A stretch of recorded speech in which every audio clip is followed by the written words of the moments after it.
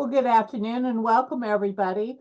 We've just reached the very top of the hour and I can see that people are still strolling into the Zoom meeting room. So we'll be getting started in just a real quick moment. But let me take this as a great opportunity for me to wish everybody a happy new year. And as a matter of fact, our presentation today, that's what we're here to talk about, what 2024 has in store for mailers. We have a few predictions that we'll share with you, as well as some sneak peeks at a couple of new services that SnailWorks plans to be launching in the upcoming months. I'm Karen Bartram. I'm your host for the day. If there's anything I can do to help you, send me a direct chat using the Zoom chat feature at the bottom of your screen. But leading our presentation will be Dave Lewis, the president of SnailWorks. And Dave's going to be sharing his insights on mailing trends and postal issues that we all need to be aware of. And as a special treat, later in the presentation, Steve Hertz, our sales director, will be joining us. And Steve's going to demonstrate a new product that SnailWorks will be launching in the not too distant future that we're pretty excited about, and we think you will be too. But I'll let Steve share those details later on. A couple of housekeeping items before we get started. Yes, we are recording today's presentation. You probably saw the recording message as you came in. And I'll make sure that everyone receives an email from me by the beginning of next week with a link to the recording. And we will have time for your questions. So at any point in time that you have a question, go ahead and type it into the Zoom Q&A box, and we'll be taking those questions at the end of the presentation. So Dave, without further delay, would you like to go ahead and get us started? I would love to do that. Thank you, Karen. And thanks everybody for joining us today. And Happy New Year. Gosh, we're getting this one out very early in the year. So I'm glad everyone could attend today. I think we've got some interesting stuff to talk about. We've got a couple of really cool new products, some of the more exciting stuff that we've come out with in years. Really, our first new product launch is one of them. So we'll build a little suspense there for later in the presentation. We're excited about that, but really also more focused on, what we see happening in the industry, what we see happening with the Postal Service, some suggestions on things you might want to take care of and look at in the coming year. Again, then we'll get into looking at some of the new products and features as well. So let's go ahead and get started. I always have to start with our commercial, which is SnailWorks provides a variety of services. We're probably best known for our mail tracking, and we track billions of pieces of mail a year. Informed delivery advertising, we're just rolling off of the big promotion from the Postal Service, where we did hundreds and hundreds of I guess thousands this year of informed delivery campaigns for our clients. And so we help put those together and get tracking data on those. Digital marketing support, we provide pearls and QR codes and trackability, and help link your mail into the web. And political mail tracking, we're excited about that this year. We've got a big old election coming, and we track a lot of election mail and political mail, and we do have sort of some special twists that we do that makes it a little bit different than regular mail tracking for political mailers that find it helps them with what they're doing. So that said, and I just had to get this because actually I think our agency put this on our LinkedIn page. So Steve, it doesn't feel like we've been married for 10 years, but apparently it's our anniversary. So these are your presenters for today. So it's 2024. Get ready. It's going to be an interesting year. So today we're going to talk about postal stuff, talk about rates and what's going on with them, and some possible things to expect there. Service performance. Talk about promotions. Promotions are really part of the rate calculus right now.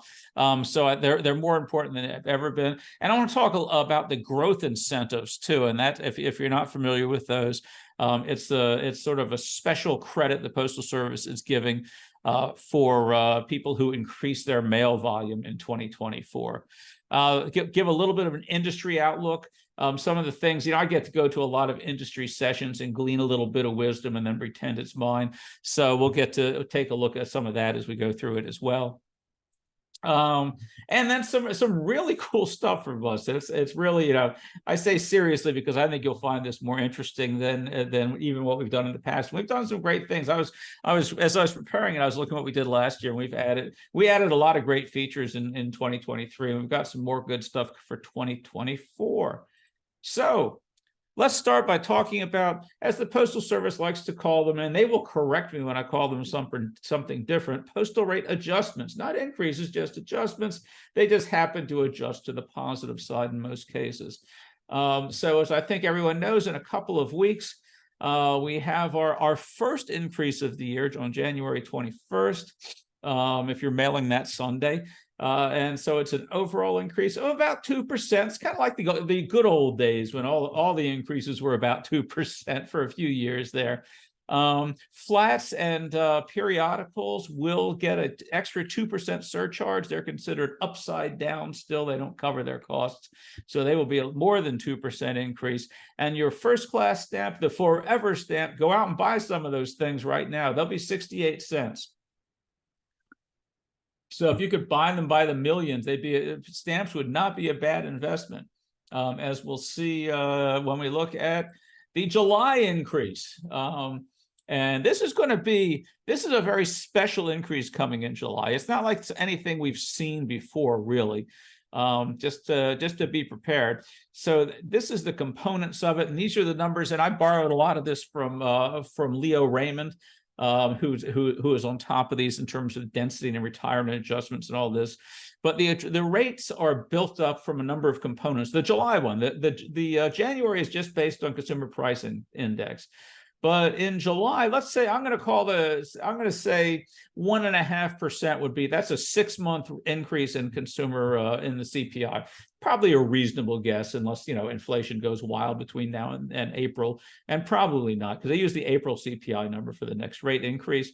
There is the density adjustment or the death spiral, which is where the Postal Service divides the number of pieces mailed by the number of delivery points, and then so when you have less volume and more delivery points, that makes rates go up, and they make this density adjustment. It's been running usually about 1.5%. They have decided for this year they're expecting to be 4.3%, just the density adjustment.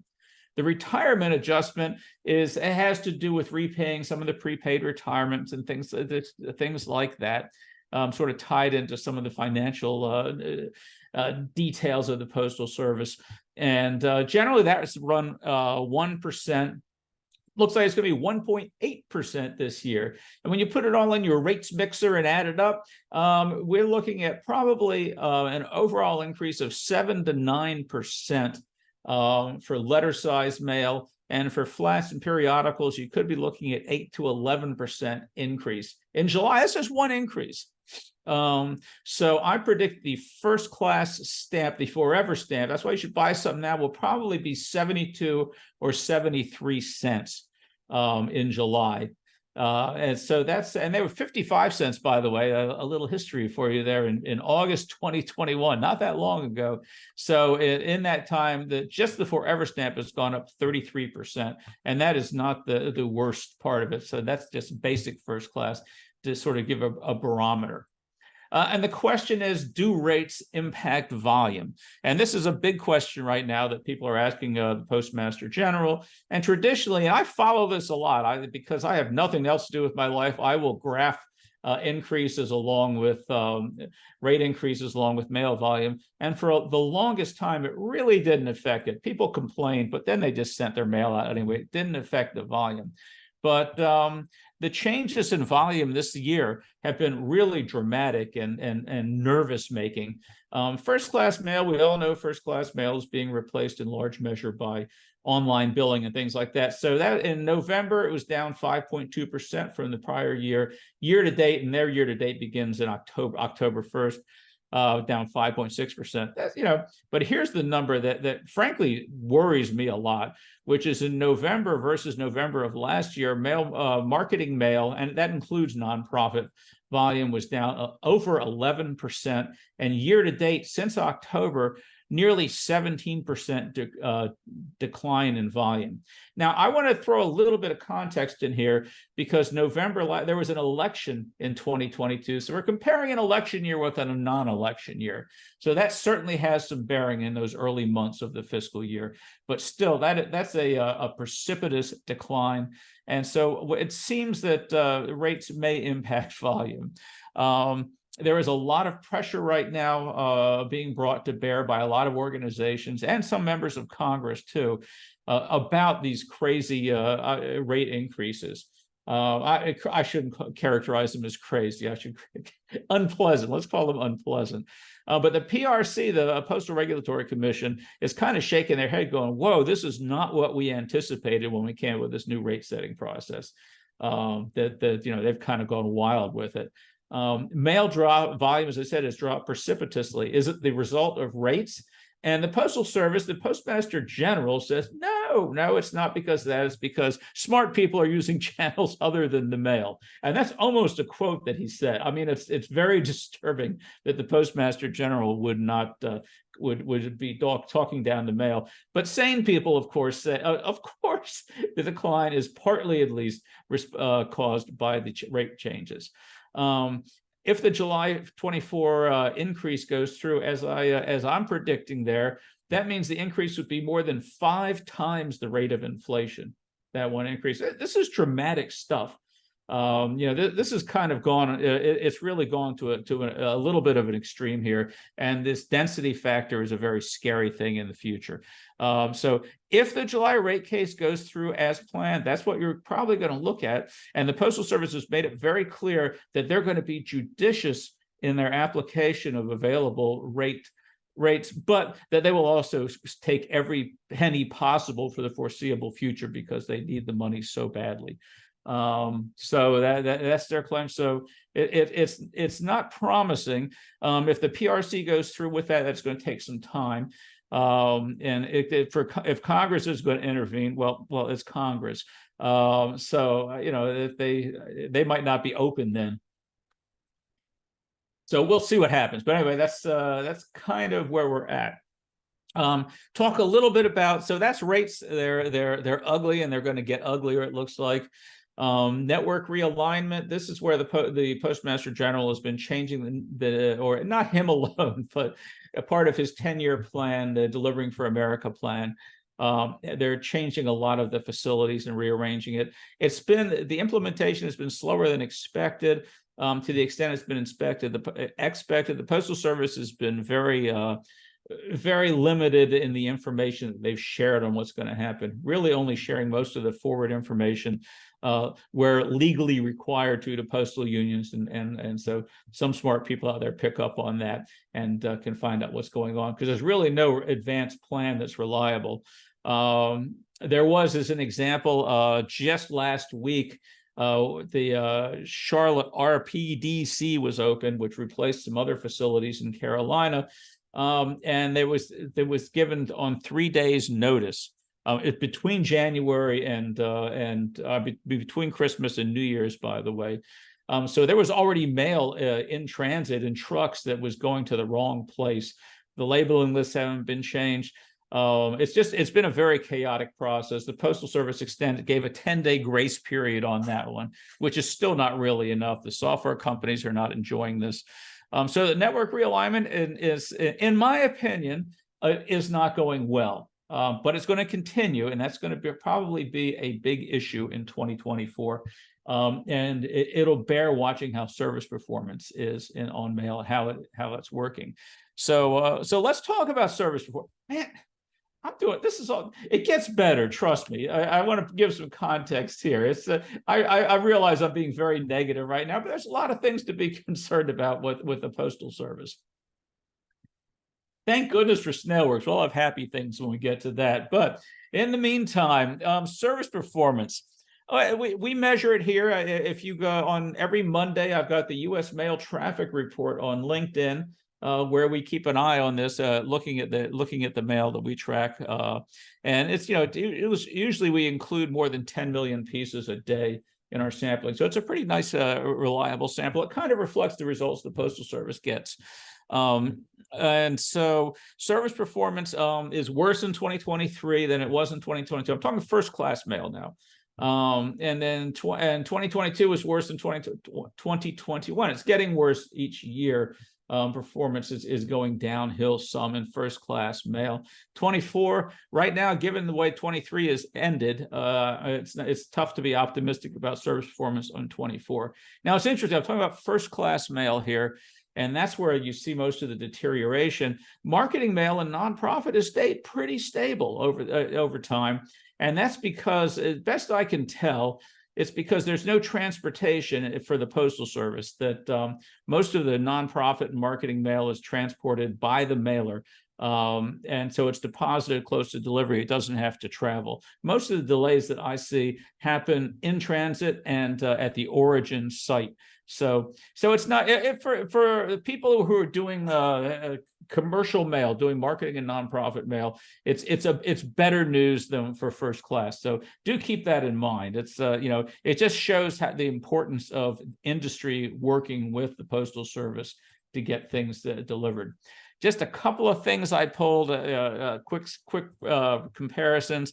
Again, this is first class letter performance, and this is just looking at the Q4 of these different years. So in 2021, you can see this is on-time percentage in 2021 with harder standards, by the way.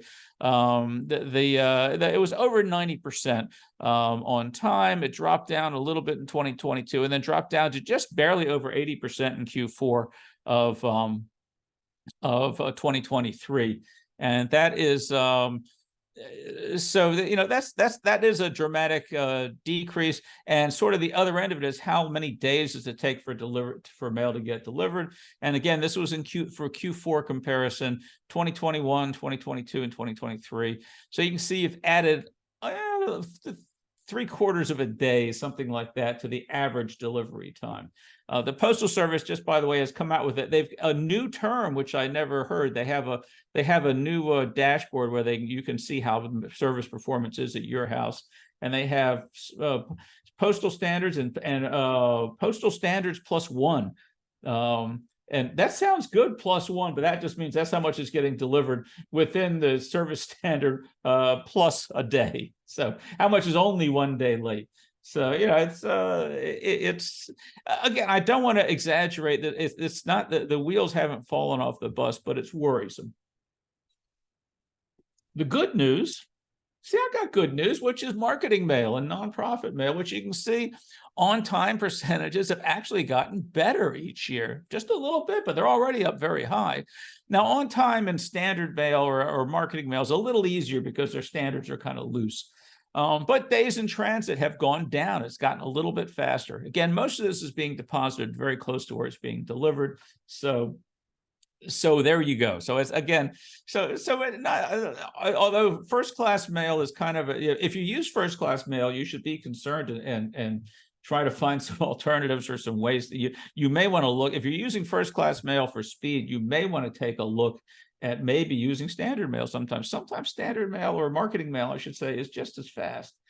And what can we expect in 2024? I expect first class mail service to continue to get worse because their transportation network just doesn't seem to be working right now. And I think it has a lot to do with they're making major changes to their facility, to their network. So hopefully, that will get, once the changes get in place and they get used to them, I'm hoping eventually that will start to level out and get better.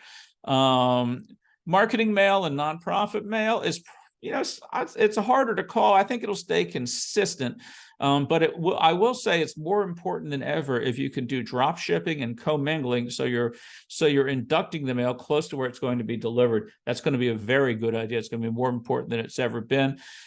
These facility changes, that they're not being communicated well.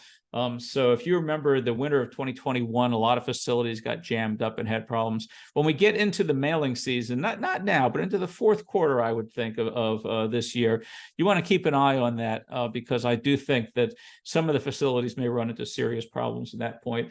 Plus, there's going to be a lot of political mail out there and election mail, and that will push the other mail to the side when that comes through. So just something to be aware of at the end of the year. Like I said, right now, I think so far, marketing mail and nonprofit has been pretty good. And it's still, a very real. I'm disappointed the volume has dropped as much as it has, because that's still a good way to go. And it really is. It really is a very smart way to market, whether the Postmaster General feels so or not. So okay, that's sort of the performance stuff. Ooh, in the poster, we got that out of the way. Let's get on to some more interesting stuff, or some more positive stuff. I want to go, and again, this is not a primer on the promotions. I just want to run through the promotions for next year. There's a couple of big changes, or of changes that matter, that to be aware of in your strategy. And really, as we see a lot of mailers these days, and we certainly encourage this, that they should look at the postal promotions as part of their rate calculus. That's where they get some of the rate increase back. There's a lot of these that are easy to participate in, and if you haven't participated in them in the past, it's something I would certainly encourage people to consider. So this is the calendar of when promotions go, and I'm going to go a little bit through each promotion. But the important thing is this, or an interesting thing at least, is this emerging technology promotion. They have a sliding 6 months, so you choose when you want to do that promotion. And that matters because you can't do, in most cases, you can't do 2 promotions at once. And so therefore, if you're doing, for example, the informed delivery promotion, which is very popular, you can't do that at the same time as emerging technology. So we would encourage you, if you're going to do informed delivery, maybe look at participating in emerging technology and sliding that over to the beginning of the year. That's your option. Once you begin it, you have 6 months from then to participate in it. Everything else is kind of fixed. So let's go ahead and just kind of, I sort of run through these promotions, what we see in terms of the relevance of each one to certainly to our client base. The informed delivery promotion is probably the most popular of them. It's very easy to participate in. We help people with it all the time. There's a lot of people who do it without our help, and bless their hearts. It's really, as the promotions go, it's relatively easy. It's got a big discount, 4%, and a 0.5% kickback for the e-doc submitter. Congratulations, Mr. Mailhouse. You get a little bit of money back from the Postal Service as a credit, not so much as a discount. And again, why everyone doesn't do this is just a mystery to me. I don't know why anybody wouldn't do it, because frankly, from what we've seen from our clients, informed delivery does improve response a little bit, at least. So there you go. Make up your own mind on that. Number 2 in order of relevance, emerging and advanced technology promotion. That one always sounded scary, but now it includes mobile shopping. And mobile shopping is a pretty, again, it's one of those, if you have a mobile enabled landing page where people can go and complete a donation or complete a purchase, that's really all that's required for to get at least a 3% discount. There's a 3 or 4%. So that's an easy one. AR, doing augmented reality, or there are also some others where you can see. I've got devices, so I can't say the words, but those smart ladies, it's you can have your mail interact with them and talk to them about your mail. So that's, those are more complex. Mobile shopping really is, if you have a mobile enabled landing page, and if you don't, you should. That's a pretty easy one to get, and you can sign up for this right now. So you get 3 or 4%. It's for at a minimum, simple modifications of your response process might be all you need to do.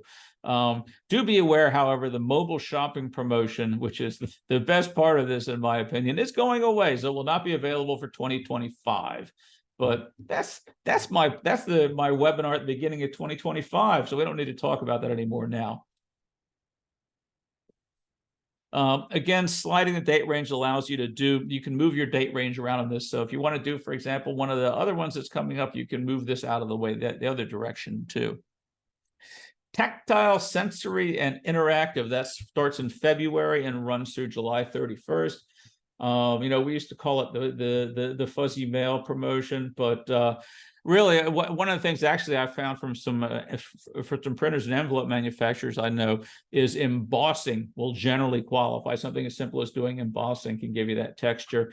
There's certain finishes. What I've learned from talking to printers is this is easier to participate with than most think. The Postal Service is pretty generous about taking anything that's, it doesn't take a very fancy, again,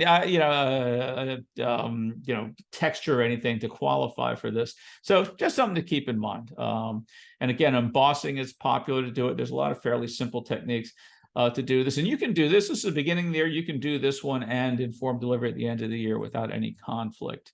Reply Mail IMBA, which is really a promotion, and that goes July, is the second half of the year. You can do this simultaneously with another promotion because it kind of deals with the inbound mail as opposed to the outbound. Again, it's really a discount to use QBRM if you're not doing that and to sign up for the accounting system. Again, I'm not going to go into a lot of depth on it except to say that once it's set up, it's relatively easy to do. You just have to sort of do the accounting at the end. That's probably the hardest part of it, but again, if you're doing reply mail, it really no reason not to participate in this. Retargeting, this is a different one. This is a short one. It's only got a 3-month time frame, September, October, and November. And this is if you can identify people who come to your website as you would, for example, with regular retargeting on the web. And instead of delivering an ad, or in addition, I guess, to delivering that pair of shoes that follows them around the internet, you can send them a postcard and get a 5% discount for that. So yeah, again, would I do it for the 5% discount? Nah, probably not. But the idea of sending out a postcard as a follow-up to someone who visited your website is kind of cool. There's a few technologies to do that. One of that, which we believe will be effective, is if you have a unique QR code that drives somebody to their to the web page, then you can identify people who've come to your web page. That's again. We'll check on that before the promotion starts. It's a complicated one, but an interesting promotion. Finally, personalized color trans promo. If you're a big commercial or financial mailer, you may be doing this already, and that's really all this is for. So if you can add personalized color trans promo to invoices or statements, you'll get a discount for that. Again, I don't think someone would add those just for that discount, but there is some value to it. So those are the promotions that matter this year. The next thing, this is really a new concept from the Postal Service. And they've done it before, but it's a little different this year. These are growth incentives. They want people to increase their volume of mail. And they're willing to give some fairly substantial incentives if you can do that.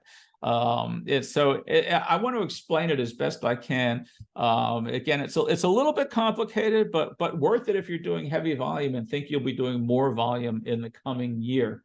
Which is if you start with a base volume, for that we are using the postal fiscal year of 2023, which was October 2022 through September 2023. That's their fiscal year. And so that's the base year. So let's say you mailed 2 million pieces in that time frame. Then in the year that's beginning January 1st through December 31st in 2024, if instead of 2 million, you do 2.5 million, that last 500,000 pieces, you'll get a 30% postage credit that's be deposited into account for future use with the same class of mail. So you can't use that postage if it's first class mail that gets it for you. You can't use that postage on marketing mail and vice versa. It is important to note that it's a discount. I'm sorry, it's a credit. It's not a discount. And so most people, if they're going to grow their volume, probably won't do it until Q4. And then after that, it'll be put into a permit that you can use in 2025. So if you're looking for big savings in 2024 from the incentives, probably not going to happen on a cash basis, but you will be building up value in permits that you can use in 2025. So like I said, it's a little complicated, but if you do plan to grow your volume, then that's worth considering. And before people laugh about growing their volume, I think it's a real possibility, particularly large organizations that use a lot of channels in their marketing. They really might want to take a look at their marketing mix, because if they can find a way, because I'm sure in almost every case, direct mail is part of that. And this sort of gives them an incentive to do more direct mail as part of their marketing mix, because the cost is moderated some, even if it's sort of a future moderation, if you will. So customers really may want to reevaluate their marketing mix to see if that works. So does a 30% on increased volume in that case make the mail a more attractive alternative? Worth looking at. It's not a terribly difficult program to participate in. The trickiest part is making sure you get your base volume correct. And this, by the way, this is not for mail service providers. So if you're a mail house and you're going to do a lot more mail than you did last year, it doesn't work for you. This is strictly for mail owners. So that said, let's go ahead, and this is sort of my industry outlook and what I've heard. Again, a lot of this is from talking to other people in the industry. Paper remains a challenge. It's not, the shortages aren't still there, but the prices are high. It's not that hard to get paper, but the paper companies don't like, they're very scientific about how much they produce, and they look at demand, and demand is down. And as such, there is talk that some paper mills may shut down some of their plants, or shut down some of their mills, or convert to brown paper, which is a big deal when they have to convert. So right now it's okay, but if volume comes up and gets big, it could be a challenge. Mailed volume has been dropping, as we discussed, but there's a good chance, I think, that it may recover some, or at least stop declining in the marketing mail world with this monster election that's coming forward. You can use monster in any context you like there, but it's going to be a big election. There probably will be a lot of mail surrounding it. So we're counting on that. If you're in the mailing business, you probably want to be counting on that too, and trying to hook up with people who do election or do political mail. So again, a heavy political season could again put pressure on paper availability and postal service performance. Again, they didn't do great when the volume went up in the fourth quarter. So something to be looking at. And again, be prepared for possible service issues in Q4. I don't think before then, you'll kind of see how the year goes, but Q4 is going to be challenging because political mail will be very heavy, and USPS will push other mail to the side for ballots and political mail. So think about that on your year-end drives and things like that. You have to make sure you're really paying attention to how the Postal Service is doing. Again, a great resource is our LinkedIn page. We don't try to sell you anything. Just go look at the traffic, see how mail's performing each week. Some steps to consider for next year, some suggestions for me at least. If you're a mail owner, good time to optimize lists. You really don't want to be mailing to dead addresses. Still, a lot of people don't use ACS, and even if you're doing NCOA, you still should give a consideration to ACS, adding that just to make sure you're only mailing to real addresses where people live. Where you can, we've always encouraged, if you're doing a mailing, mail's expensive, relatively speaking, and there are some inexpensive channels that you can coordinate with it. And so if you can, for example, if you could trigger emails or something like that, then you really should try to leverage your mail into with other channels to make it more effective. And then by all means, really take a harder look at promotions than you have in the past. Again, rates are going up a lot. That is one place you can mitigate it. Most of the promotions we went through, or a lot of them, are relatively easy to participate in. They'll probably help the performance of your mail, and they'll get you some discounts to try to mitigate a little bit of the increases we're seeing. For mail service providers, this is an opportunity here. You may expect to see less mail volume from your clients, because we have seen declines. But there's other services you can sell, like those triggered emails and things like that, to augment to make the mail more effective. So it's a way that you can help your customers be more engaged with your customers, and try to get a little more revenue out of declining volume where you can.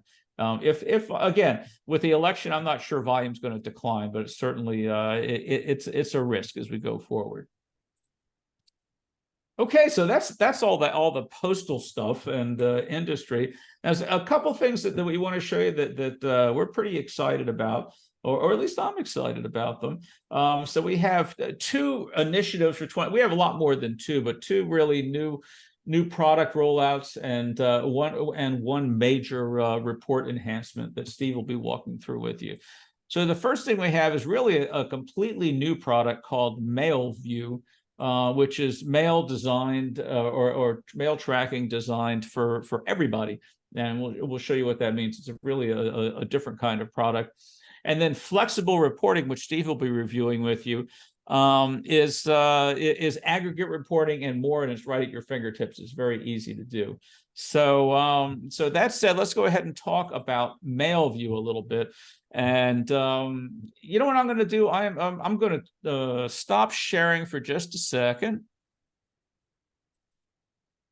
And so here we go. So I just kind of want to show this is what MailView is. It's an actual physical product. We're not used to that. So what we've done is created IMB labels that you can affix to a mail piece. And it's not designed for your commercial mail. It's designed for the bills that your accounting department is sending out. It's designed for lawyers. It's designed for me right now. I'm going to give a demonstration of MailView, which is my estimated tax payment for the first quarter, which I'm mailing to the IRS in Louisville, Kentucky. And so I will take this label and put it above that. And so now this mail is trackable. So as this goes through, and it does worry me whenever I mail estimated tax payments, it takes them forever to deposit the money. So that's the way to make sure it got delivered. And if the IRS says I didn't mail it, now I've got something to show them. So I just kind of wanted to show the actual product a little bit. And that said, let me resume my screen sharing because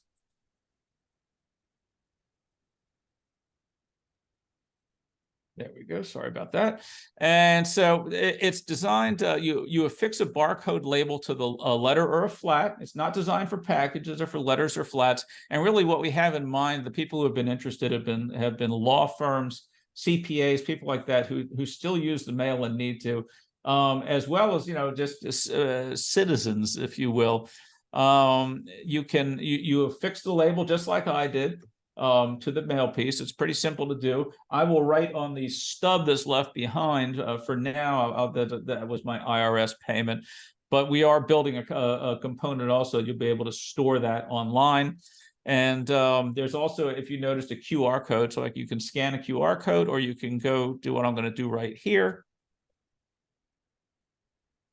Let me see, which is to go to this is the MailView page. You submit a tracking number that comes with the label, and you can find out, let me just blow that up a little bit, what's happening with that piece of mail. So this is mail tracking designed for individuals. We've tried to make it much simpler than to understand than some of the other things we have. So you can get, in this case, this piece of mail was postmarked on November 2nd, and it was delivered on November 8th. If it didn't get delivered, this person would still have proof that they had mailed it. It had been in the Postal Service's hands. You can see here the steps it went through from Baltimore to Punta Gorda, Florida, to get delivered down there. And so it's a nice, simple way to do this. We're very excited about this. I will say, this at this point we're creating these kits of. My desk is a mess. You can't see that, fortunately. Well, we're creating these kits that include 50 labels for tracking. And I will tell you, if you're on the webinar right now and you reach out to us, you'll have my email and Steve's email at the end.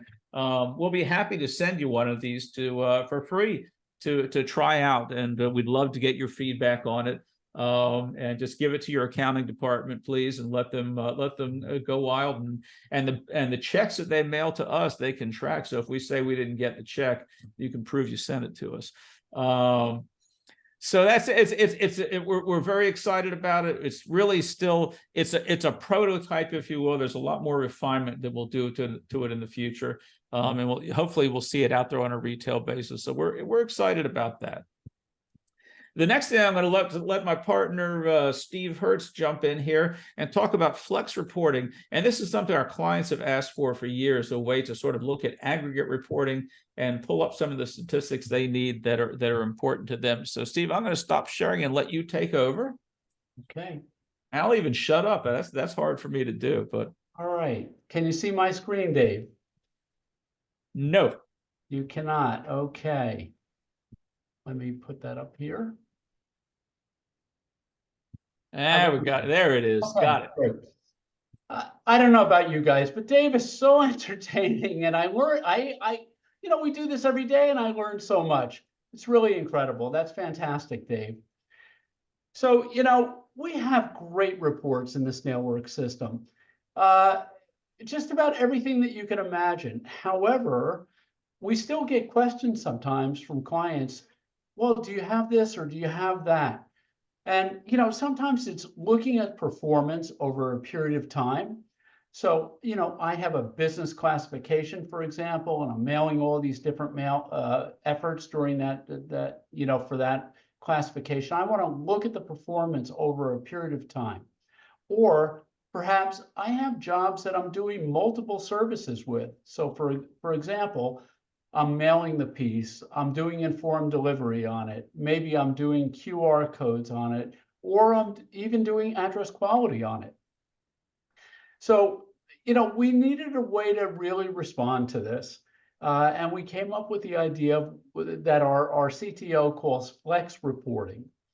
So flex reporting is really taking a look at every variable that we really collect and selecting those variables that can create either a job query or a job report. And I'm going to give you a couple examples of these. So for example, let's say I wanted to look at a detailed level of all the jobs over a 90-day period. And I want to look at different variables of those jobs. So I'm displaying that for you here, but I'm going to show you how we built the query. So the first thing that we did is we're noting the job ID, or we could note the job name in here. I'm keeping the client, a little bit anonymous doing this. I also wanted to look at, did it have multiple splits in it? When were the drop dates occurring? What class of mail was it?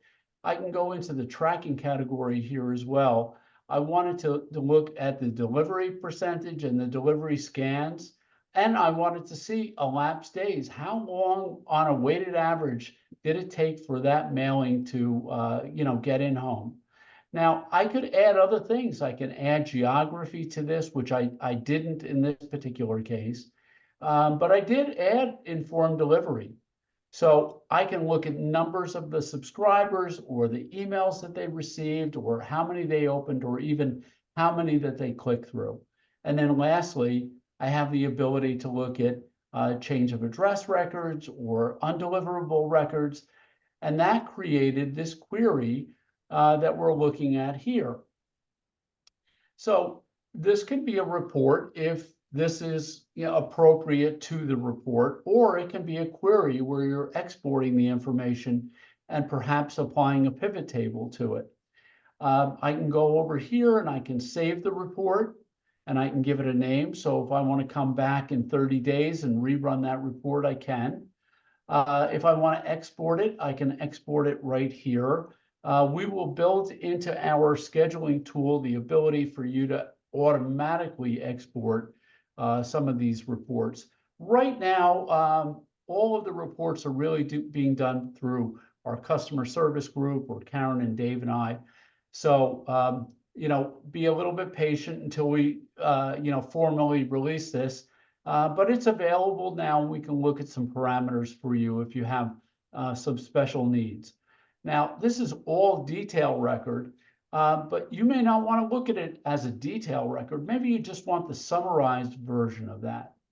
So I've really just taken this report or a composite of this report, and I've scaled it down. So I want to see in this particular case, how my first class versus my standard mail did. And Dave mentioned something before, elapsed days. You know, does it make any sense if you're doing first class mail with the delivery performance not being as good to see whether it might qualify for marketing mail? So maybe in this case it doesn't, but you know, it's really a 2-day difference. And if you examine the 2 days relative to the cost, you know, maybe it makes sense to convert It looks that to first me they're class. like actually standard mail, or I mean marketing mail was faster than first class mail on elapsed days. Yeah, yeah. You know, and it's a bigger sample. Now, I don't have any change of address or NICSI information in this particular example for you, but it's another variable. So exactly as Dave was saying, it's really taking the composite, aggregate composite of a view of different jobs and really, you know, taking a look at it or taking different metrics and combining them together. So, Yeah, and one request we get a lot, I think you might be showing us too, is one of the things that drove this is we had a lot of customers who wanted state reports. How yes. many pieces did they mail into each state in a given year? And maybe you could break it down by each of their client accounts in those cases, so they could know appropriately do their sales tax calculations. Right. And so that's you know, just one of the many. There's just so many things that you can build here easily. Yeah, and I'm going to show you that in just a second, but I want to note just a couple other little things here. You can define the time frame. So you can do custom days, or you can do a period of 30 days or 90 days or, you know, quarterly. We can break this down where you can filter by mail class, or maybe you can filter by job or other kinds of variables here. So it's a really powerful tool. And it's really, in a sense, in its infancy. So we're gonna, you know, expand it, and I'm sure we're gonna get a lot of feedback from clients that are gonna tell us these are things that are important to them. So, you know, look for that coming in 24. Dave mentioned the tax report. In a way, the tax report is really, you know, the beginning of this. So, you know, now we're breaking it down by different categories, and we're looking at it by state. And this might be something that at the end of the year is used for a tax assessment. So it's really terrific reporting. And in addition, so this is specific client reporting. You're looking at a client's activity, or maybe across a few of your clients. The other analytics that we have in here, which is available to you now, is if you go into the analytics here, you can measure from your facility how long it takes for mail to get across the country. So that's pretty cool also. And if you have any questions or you need a little primer on this, don't hesitate to call us. So that's what's coming in 24, and we're really excited about it. Yeah, and we're trying to, you know, we're trying to make it. One of the reasons is it's very functional right now, and as I said, we're trying to make the interface easier. I always have it's a joke, but it's not a joke. Everything our bar is my main role. In fact, at SnailWorks is it has to be easy enough for me to work. So I still need Steve to do the demos. So obviously it's not quite there. But in that respect, we're just trying to simplify the interface a little bit, but it's a very powerful tool. It can really do it. You can get almost any information you need out of the system. If it exists, there's a way to pull it out from this. Steve, if you can stop sharing, I'm going to go ahead and grab this back. Great. And thank you, Steve. Pleasure.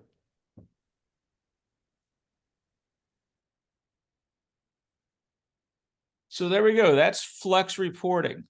So let's talk about some resources. Again, Postal Pro. If you don't know Postal Pro, you should. If you want to learn everything about the promotions, search for 2024 promotions on Postal Pro. But really, anything postal-wise is there. That's the Postal Services site. They do that. SnailWorks.com, my favorite website. And in addition to that, we have some resources there. If you hit the resources tab, we have white papers, we have tutorials, on how to work the system. We have, if you want to watch Dave Lewis talk for 10 hours, then you can binge watch webinars there. I don't encourage that, but you may be able to pull some that are of interest to you. A lot of really good resources there. Also, your project manager is just a great, our project managers are brilliant and they really do good things. So if you're working with us and you have questions about any of this, the project manager, if they can't answer it directly, they will get you the answer. And so from there, it's again, there's my contact information and Steve's contact information. By all means, reach out to us if you'd like to. If you have any questions, if you want to get a mail view kit, or whatever that may be, we're always happy to help you in that respect. And so on that note, Karen, do we have any questions? Yes, Dave, we sure do. The first question, could you clarify where people can get your mail traffic report? Oh yeah, that is on if it's on the SnailWorks LinkedIn page. So if you find SnailWorks LinkedIn, it'll be there. If you follow that page, you'll see it every Monday morning. I do those. I did it on Christmas because everyone has their own way of celebrating. You can also get it on the SnailWorks blog as well. That's correct. Would you also, Dave, review a little bit on the growth incentive program? We have a number of people asking about the classes of mail. Okay, yeah, there's technically, that's a great question. And the Postal Service says there's two incentives. There is the classes of mail are first class mail and marketing mail, which includes nonprofit. So those are the two classes, and they are two separate incentive programs. The first class is its own thing. You have to grow your first class mail volume by versus your prior year's first class mail volume, and the credits you get can only be used for first class mail. And just replace where I said first class mail with marketing mail / nonprofit, and that'll be the same on the other end of the incentive. So those are the two classes of mail, and each one sort of operates independently. It's two separate incentive programs technically. Okay.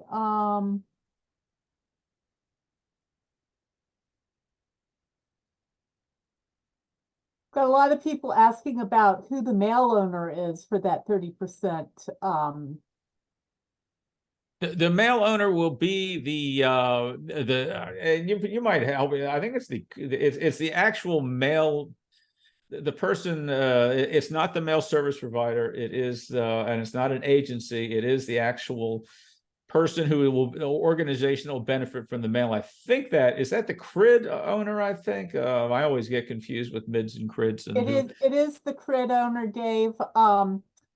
And in some cases, an organization may have multiple CRIDs, in which case it should be, when you sign up, all of the CRIDs that belong to you should show up. And if it doesn't, then Postal will work with you to rectify that. And I'll try to find some clearer language on that for people. Yeah, we'll try to put more out. It's not the simplest thing to understand in the world, and that can be, if you're a large organization with a lot of branches and a lot of locations, you want to be very careful, because once you set your mark of what you did the prior year, then you're kind of stuck with that. So you want to be careful about that. Okay. I've got a number of people asking questions centering around the number of days for delivery, the differences between first class and marketing mail, and are we considering whether the mail was commingled or direct shipped? No, good question, and I'll explain. And it is confusing. I try to, generally speaking, marketing mail is not faster than first class mail. First, I'll say that, and it looks like it is if you look at the reports, and there's a reason.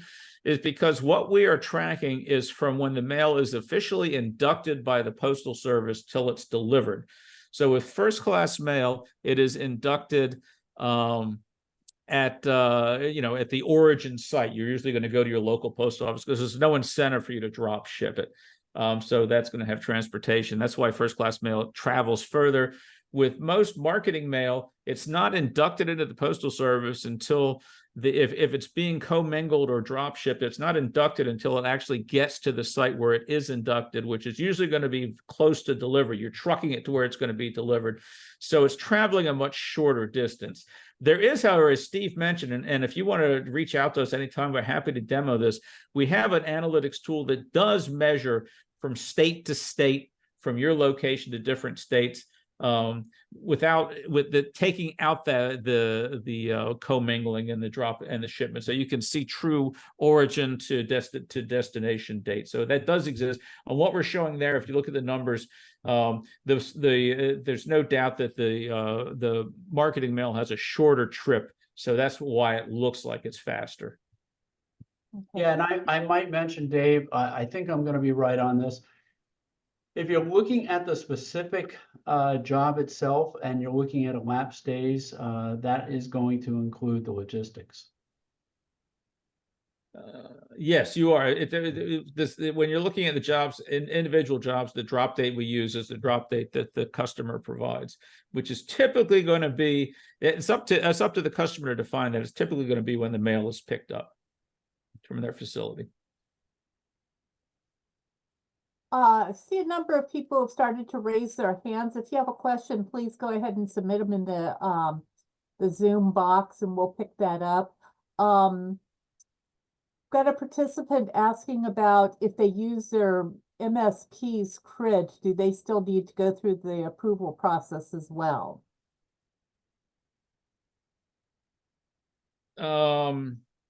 I'm sorry, this for the incentive or for promotion? Yeah, that doesn't say. For the incentive program, I'll say that the CRID, I'm going to get a little bit wonky here, but Postal calculates based on the by-4 line. So even though you might be using your mail service provider's permits, the CRID that gets credited is the owner of the mail, because that should show up in the mailing documentation. Most of the promotions, however, your mail service provider can go ahead and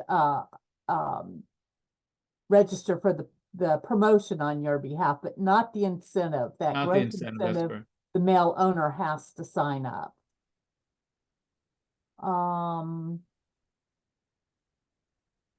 We've got somebody who's apparently an agency. They're asking about having multiple candidates with different CRID numbers.